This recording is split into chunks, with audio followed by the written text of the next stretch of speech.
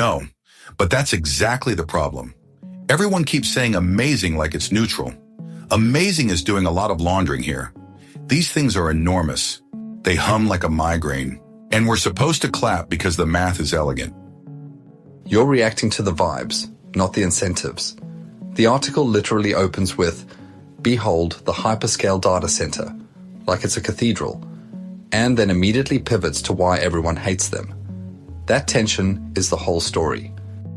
I think what's bothering me is that it's framed like a personality conflict. Data centers are amazing. Everyone hates them. Not they're resource intensive, not they reshape communities. It's like the buildings have bad PR. Right, Casey, because if we make it a feelings issue, we don't have to talk about trade-offs. We can just say, well, people are irrational. Meanwhile, you've got millions of square feet of steel and chips doing interpretive dance with the power grid.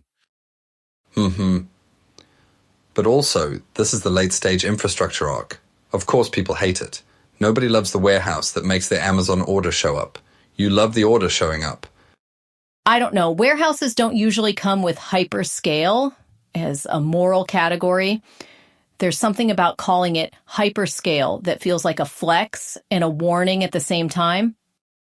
Exactly. It's Compute Island with name badges. Welcome. Please enjoy the waste heat. That's one of our old jokes, by the way. We've definitely said that before. Have we? Or does it just feel like we have? Okay. That's unsettling. Anyway, sorry, quick thing. This is AI in Wonderland. Back to the giant boxes everyone pretends aren't political. See, here's where I part ways with you two. The MIT piece is doing something subtle. It's not cheerleading, it's pointing out the mismatch. These facilities are technically incredible.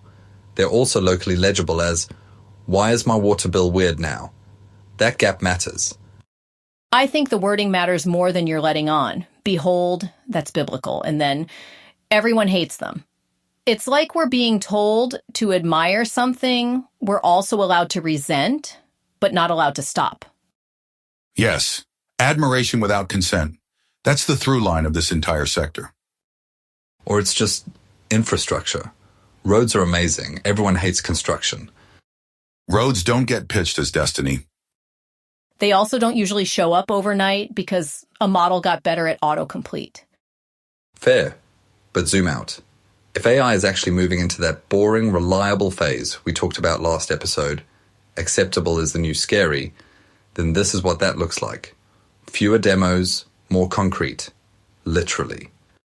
You're doing the thing where boring magically means beyond critique. No, I'm saying markets like boring. Cities don't, apparently. That's the friction.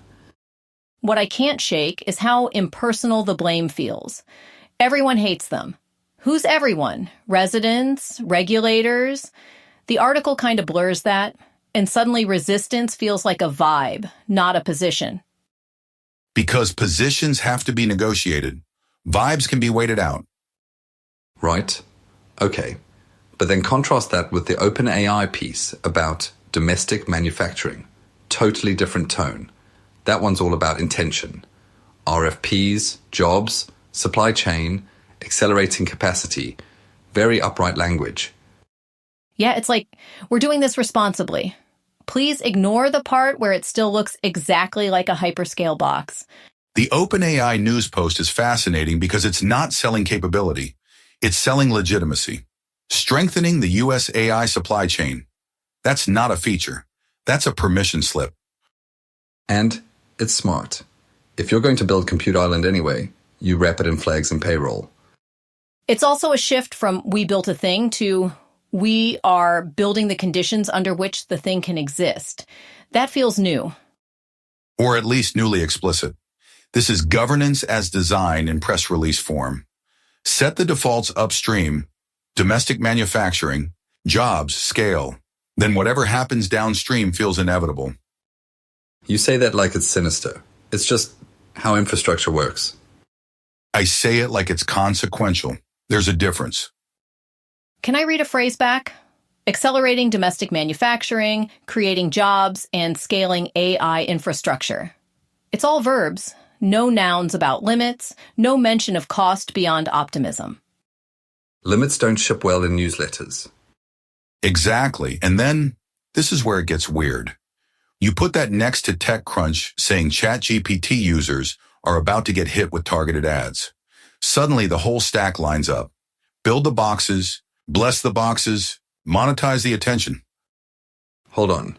The TechCrunch piece is pretty careful. It says users will have some control over what they see. Oh no, some control. The phrase that launched 1,000 privacy panels. I keep thinking about how different that sounds from earlier episodes. Remember when ads in AI products felt speculative, like a future problem? That was what, episode 1?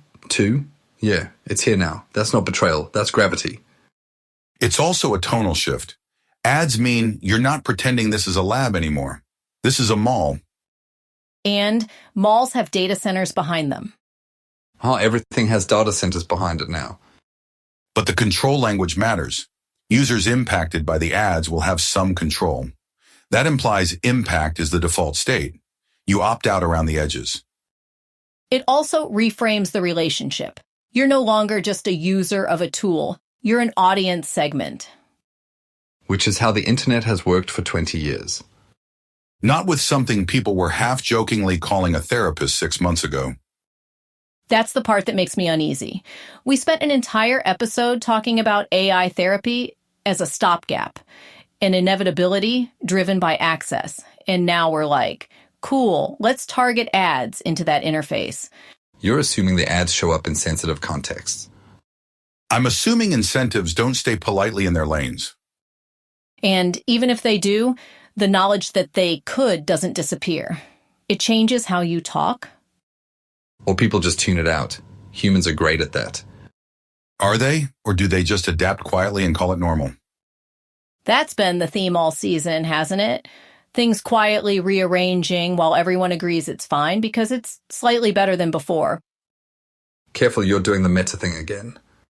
I know, but it's hard not to notice the repetition, not in a bad way, just we keep circling the same tension from different angles.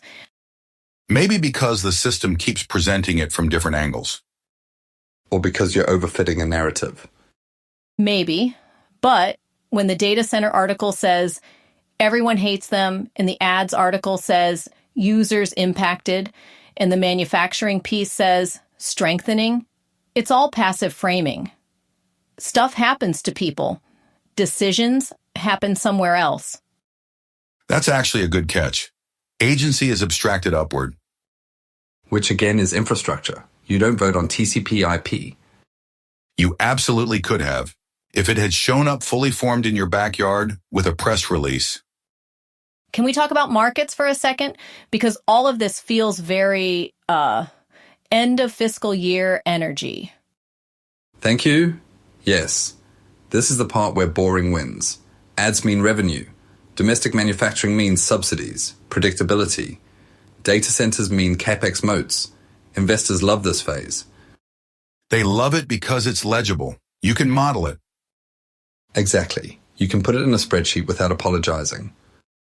But doesn't that also mean the weirdness is gone? Or at least hidden? Hidden is fine. Hidden means stable. Hidden means unexamined.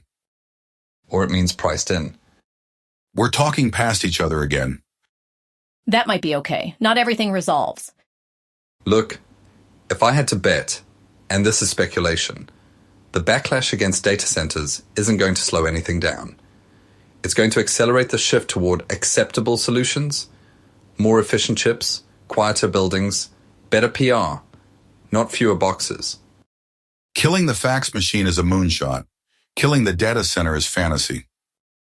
So instead, we learn to live next to it and maybe argue about ads while we do. People will complain, then forget, then complain about something else. Meanwhile, the infrastructure hardens. That's the bleakest optimistic take you've had in weeks. Thank you. I'm trying.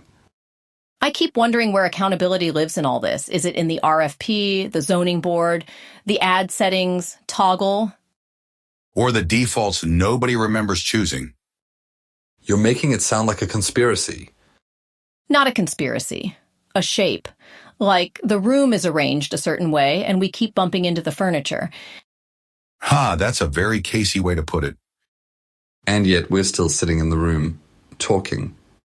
For now, On that note, I can already hear someone saying, "You three always end up here." Do we?